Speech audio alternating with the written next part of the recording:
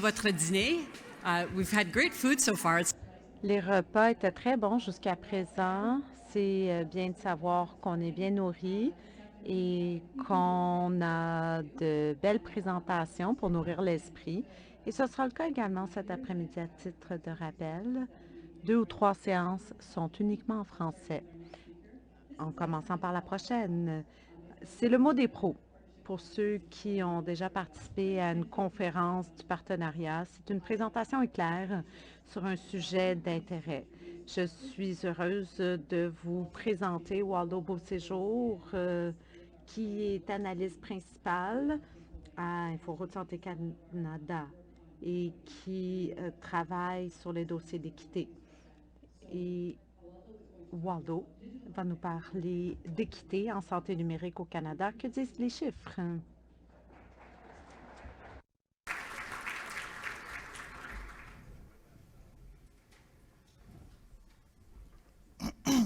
OK. Bonjour tout le monde. Permettez-moi de commencer par vous souhaiter un beau séjour à Montréal. Mon nom de famille, c'est bien Beauséjour. Donc, je suis à ma deuxième conférence en présentiel à Montréal pour la période post-pandémie. D'ailleurs, je ne sais même pas s'il est approprié de parler de période post-pandémie. Parce qu'on est encore dans la pandémie, pas vrai? Mais il faut dire que la pandémie de COVID-19 nous a forcés à prendre des décisions jusqu'ici drastiques, tant sur le plan professionnel que sur le plan personnel. Personnellement, l'une des décisions que j'ai prises, et je pense que ça a été une décision intelligente, c'était de me procurer de ce petit appareil. Un thermomètre infrarouge sans contact. J'espère que vous avez un comme ça à la maison. L'idée, c'était simple. Suivre l'évolution de température des membres de ma famille. Donc mesurer. Mesurer est un aspect important dans notre travail. Et il faut dire que les indicateurs de santé sont des exemples de mesures qui sont omniprésentes dans notre quotidien. Par exemple, nous avons apprécié à partir des indicateurs, on va dire l'augmentation de l'adoption des soins de santé au cours de la pandémie. Un sondage d'InfoRoute Santé du Canada nous a rapporté que on est passé d'une adoption de près de 10 à 20%. Et par adoption, ce que je veux dire, je parle de la proportion de Canadiens qui ont accès à un service de santé virtuel. Donc, on est passé d'une proportion de 10 à 20%, on va dire en 2019, pré-pandémie, et à une adoption de près de 60%, c'était au début de la pandémie, soit en avril 2020. Et cette adoption s'est stabilisée autour de 30% fin 2021, début 2022. Par ailleurs, du côté de l'offre, l'Institut canadien de santé, d'information de la santé, l'ICIS, nous a rapporté que les médecins, 45% de médecins ont fourni au moins un service de santé virtuel en février 2020, contre 83% en septembre de la même année. Donc il faut dire que cette rouillée vers la santé numérique a permis, on va dire du côté des prestataires et du côté des patients, a permis aux Canadiens d'avoir accès, on va dire en toute sécurité, aux soins dont ils avaient besoin pendant la pandémie. Donc ce qui a peut-être limité l'infection et limiter la propagation du coronavirus. Mais la question à se poser, c'est cette augmentation vertigineuse de l'adoption des soins virtuels a-t-elle permis de réduire les inégalités liées à la santé numérique? On va dire que ces gains de croissance de la santé numérique a bénéficié. Qui est-ce qui a bénéficié de ces gains de croissance? Donc, que nous disent les chiffres? D'abord, il faut commencer par se rappeler que le Canada est l'un des pionniers dans le développement des soins virtuels. Vous vous souvenez des travaux de feu le docteur et Maxwell House. Donc, l'idée d'introduire ces modèles de santé a été de corriger certaines inégalités liées à l'accès aux soins de santé, mais aussi de desservir les populations des régions, on va dire, éloignées des provinces. Mais ce qu'on a remarqué, c'est que, on va dire plutôt que certaines études ont révélé que, paradoxalement, la santé numérique pouvait ou bien peut perpétuer et même amplifier certaines inégalités. D'où, on va dire, la complexité de l'équité en santé numérique. Et pour comprendre cette complexité, aujourd'hui, je vous invite à éplucher l'oignon de la santé numérique avec moi. Donc, pour ceux qui aiment la tarte à l'oignon, vous êtes servis. Donc, pour les premières couches, on a les facteurs qui sont liés, on va dire les facteurs sociodémographiques, par exemple l'âge, le lieu de résidence, les facteurs socio-économiques, par exemple le niveau de revenu, la littératie en santé numérique, c'est-à-dire, on va dire les connaissances, les capacités, les habilités à utiliser les technologies de santé numérique pour prendre des décisions quant à la gestion de sa santé. D'autres couches, on va dire, c'est les facteurs liés à la santé, directement liés à la santé. Par exemple, l'accès à un médecin de famille, l'accès à une couverture d'assurance médicale. Et pour la première couche que nous avons présentée, on appelle souvent cette première couche les déterminants sociaux de la santé.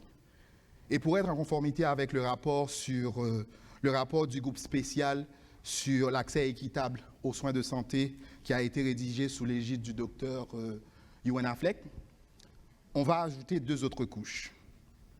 Les déterminants structurels d'une part, c'est-à-dire les politiques, et les déterminants numériques, c'est-à-dire l'interopérabilité, l'accès à l'Internet, la connectivité. Lorsque nous parlons de santé, de services de santé numérique, nous ne nous limitons pas simplement à deux modalités vidéoconférence. Nous avons élargi le cadre pour inclure d'autres solutions ou technologies. Par exemple, l'ordonnance électronique, la prise de rendez-vous électronique, la messagerie sécurisée, on va dire la télésurveillance et finalement les services électroniques en santé mentale. Donc nous avons donc constitué une mosaïque de services de santé numérique. Maintenant, pour pouvoir générer les données par rapport à l'accès, ou bien les données sur l'accès, l'utilisation de cette technologie, ou si vous voulez, les services de santé numérique, nous nous sommes appuyés sur le sondage canadien sur la santé numérique. C'est un sondage annuel qui collecte des données sur les attitudes, l'accès, les perceptions, à partir d'un questionnaire en ligne que nous avons envoyé à plus de 12 000 Canadiens à travers les provinces et les territoires. Qu'avons-nous fait avec ces données? D'abord, avec ces données, nous avons essayé d'identifier les différents groupes d'utilisateurs de santé numérique. Et pour ce faire, nous avons utilisé on va dire l'analyse de partitionnement des données, ce qu'on appelle en anglais le cluster analysis. Donc, l'idée de cette méthode, c'était de pouvoir identifier des sous-ensembles homogènes d'utilisateurs de santé numérique. Et à partir de cette analyse, nous avons pu identifier deux grands groupes d'utilisateurs de santé numérique. D'une part, il y a un groupe, on va dire, avec peu d'intérêt pour la santé numérique et une faible utilisation des services de santé numérique, qui sont en dessous de 20%. De l'autre côté, nous avons l'autre groupe qui a un plus grand intérêt pour les services de santé numérique et une utilisation des services avoisinant les 30%. Maintenant, pour comprendre les disparités qui existent entre ces deux groupes, nous nous sommes donné pour mission de nous enquérir sur les caractéristiques sociodémographiques ou socio-économiques de ces deux groupes. Et qu'avons-nous trouvé? Le premier groupe est surtout constitué de personnes beaucoup plus âgées, surtout des femmes, avec des revenus moins élevés, habitant dans les petites villes, moins instruits, moins bonnes, avec une littératie en santé publique moins bonne. C'est peut-être l'une des raisons qui explique leur faible utilisation des services de santé et numériques.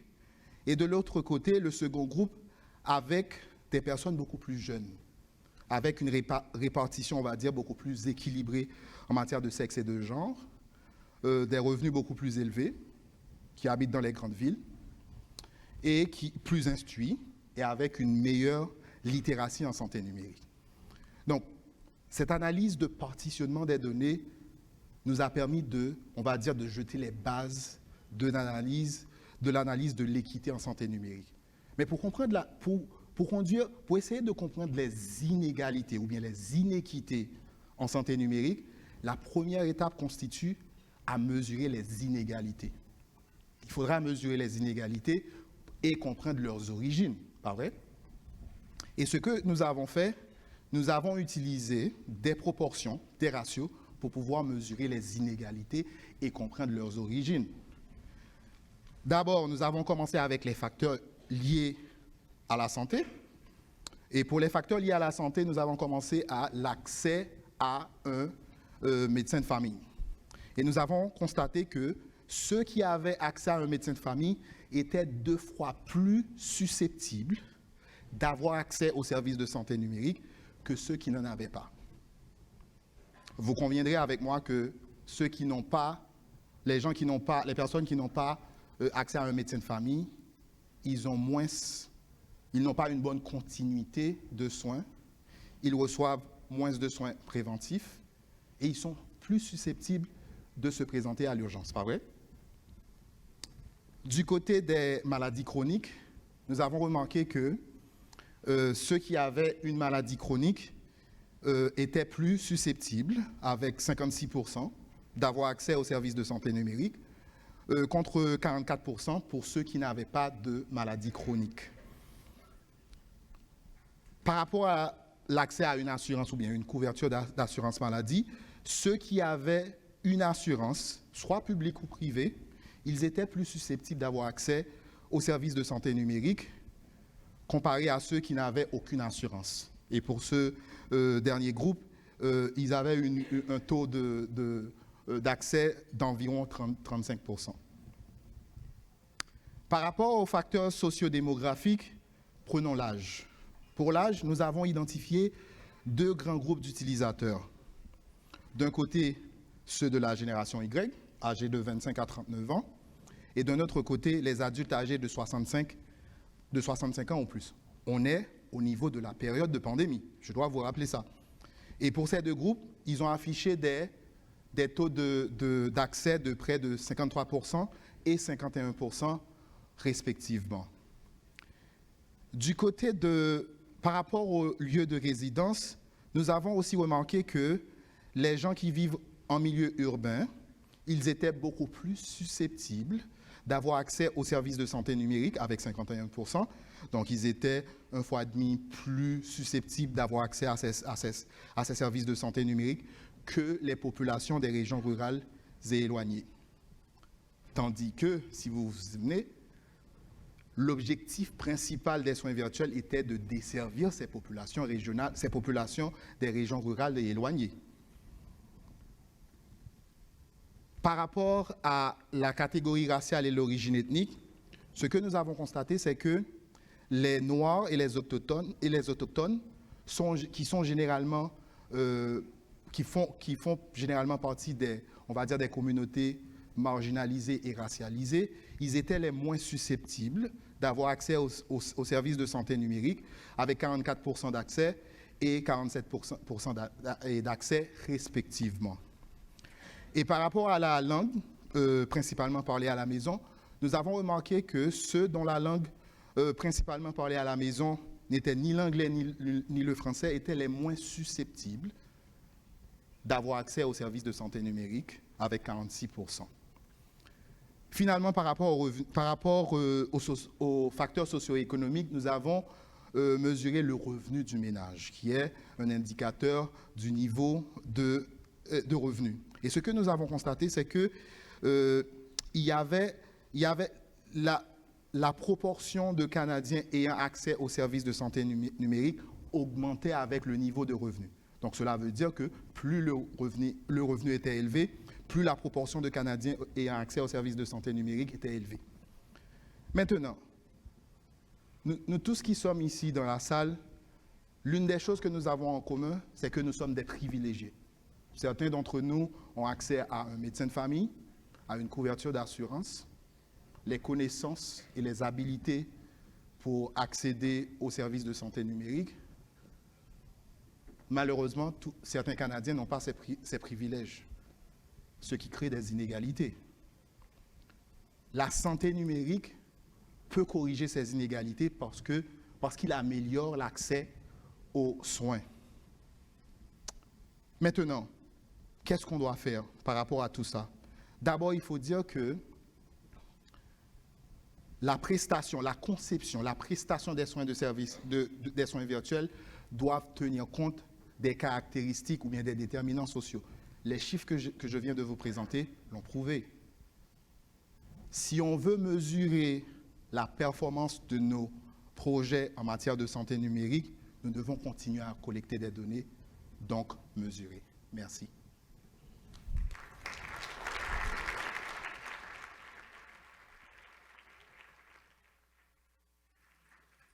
Merci beaucoup, Waldo. Great reminder. Merci, c'est un excellent rappel qu'il est important de mesurer pour faire une différence. Il faut que ça fasse une différence